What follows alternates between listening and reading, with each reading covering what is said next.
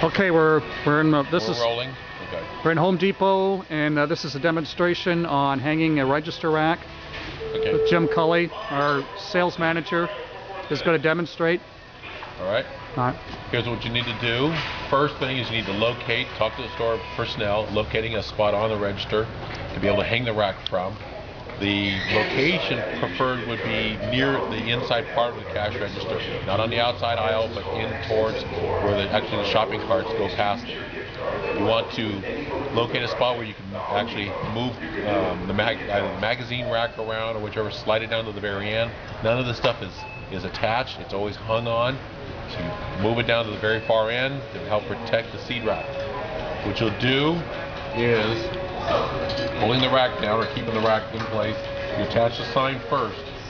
And the way to do that is just put the clipped cable tie through the sign and through the bracket in the back. There's two cable ties. There's two holes punched in the sign because it's a two-hole bracket. So you put them both through.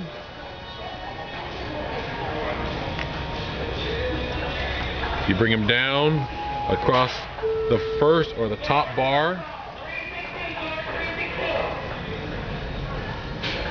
You will then lock them in place.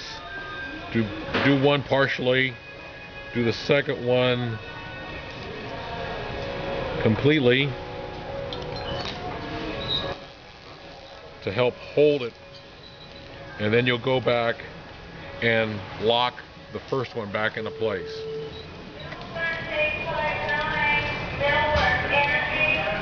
Adjusting it. Then you'll need to take out either a pruning shear or something to cut the cable ties with. A pair of snips will do it in some form or another. Here I just have a pair of needle nose pliers that has a little cutter on the inside. You'll cut the cables, remaining piece off of them, so that way it's clean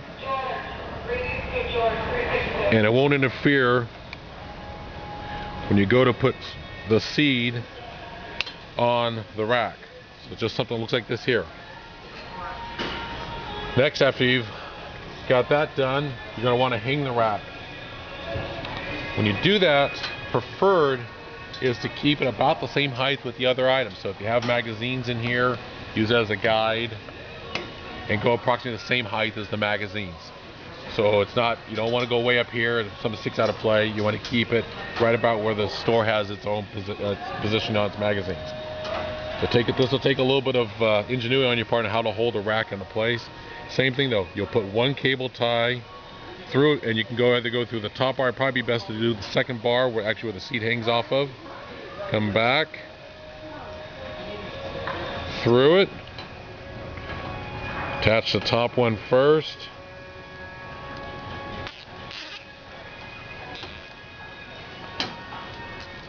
Locking it into place, not completely, but relatively enough to hold the rack well.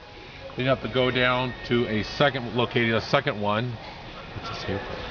That holds it together. Okay. Locating a second location where you could actually attach again. It doesn't matter where it's at. This just gives it a little more stability and helps hold the weight of the seed. It'll take approximately two of these cable ties to hold support both the weight of the rack and the seed once it's on there. Tell them to leave that cable in place. And you'll need to leave this cable here in place, this white one here, because this rack separates. So once you've gone ahead and locked that one into place, do the same thing again. Clean up the cables, cutting any excess off. Okay. You want to be able to have a clean rack when you start. Next, you'll take the seed and make sure it's signed and that the proper sizes are with the signage. In other words, here we have the value packs. They're $9.87 retail, and these are the value pack sizes. If you're using some of the smaller ones, make sure. No, it's all value pack. Okay, so we're gonna be. Hi, Kim. Sorry about that. I was saying hi to an old friend of mine. Make sure, since these will all be value packs that you merchandise, all value pack items. We're just doing samples here, but you'll want to, the rack will hold, or the pegs will hold approximately 4 of them on each one. You can merchandise them as you wish, depending upon how many we have. There's a number of different SKUs depending upon seasonality.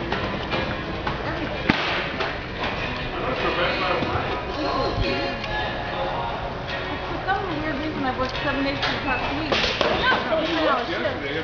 That's it. So it's important to get a good location. And make sure, yeah. That's a number one. What you want to try to do with it is to get a good register location, or one that has good traffic flow. Ones at the very ends, they usually are open, sometimes on the weekends at most. You want to be able to do it located within the middle. Sometimes even once a year, the self-checkout are usually registers that are open on a regular basis even during the course of the week. You want to find one that has the best traffic flow. Work with the cross merchandisers in the store or the front end manager within the store to place these. It will also help to keep for good communication. Make sure the racks, especially the initial setup, is got plenty of product. In this case here, you can, like I told you, you can do 4. There's 4 of them. That pretty well fills the peg. And that's about it.